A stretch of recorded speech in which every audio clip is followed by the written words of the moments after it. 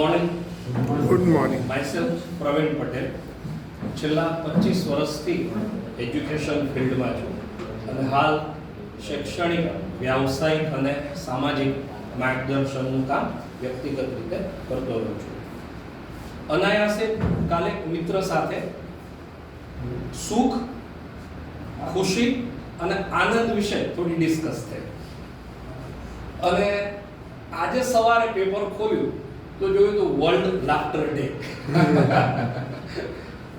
અને જો કેટલું બધું આકસ્મિક બનતું હોય. અહીંયા જે બે ચાર મિત્રોએ આજે રિવ્યુ કર્યો, ફોર્મલ, ઇનફોર્મલ, આપણા વચ્ચે જે વાત થઈ અને આ છેલ્લા 1.5 કલાકનો જે માહોલ હતો એ બી લગભગ લાફ્ટર અને હાસ્ય વાળો રહ્યો. અને આજે લાફ્ટર ડે છે. એટલે કહેવાનો મુદ્દો એ હતો કે સુખ છે એ મોટા ભાગે બીજા પર આધારિત છે, પછી વ્યક્તિ હોય કે વસ્તુ હોય, અને આનંદ છે એ લગભગ પોતાના પર અને અંદરથી આવે છે. અને જ્યારે તમે આનંદ મેળવો ત્યારે સહજતાથી જે ચહેરા પર કે આપણી બોડી લેંગ્વેજ પર જે દેખાય છે એ છે નિર્મળ હાસ્ય. અને ક્યારેય જરૂર નહોતી એટલી લગભગ જરૂર દિવસે ને દિવસે હાસ્યની રહે છે. અને બહુ આનંદ થાય છે મને કે ડૉક્ટર વિજયભાઈએ આ લગભગ વર્ષ થવા આવ્યું અને આ બુકબામ રીડર ક્લબની શરૂઆત કરી હતી. અને આ જ થ્રોટ પર માનનારા લોકો, બિલીવ કરનારા લોકો આની સાથે જોડાતા રહે છે. બહુ સારી વાત છે. આખું અઠવાડિયું આપણું ટેન્સમાં જતું હોય, અહીંયા આવીને પણ આપણે જે નિર્મળતાથી રહી શકીએ છીએ અને એનો પ્રભાવ લગભગ આપણા વ્યક્તિગત અને સામાજિક વ્યવસાયિક જીવનમાં પડતો હોય છે.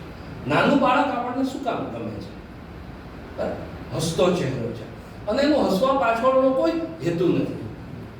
નાનું કૂતરું છે, એનું પિલ્લું છે, એની પૂંછડી પટપટાવતું હોય તો પણ આપણને કેટલું ગમે છે. આપણા ચહેરા પર હાસ્ય આવે છે. કહેવાનું હાસ્ય છે હસતો માણસ હોય, અંદરથી હસતો માણસ હોય એ લગભગ કોઈને છેતરતો નથી.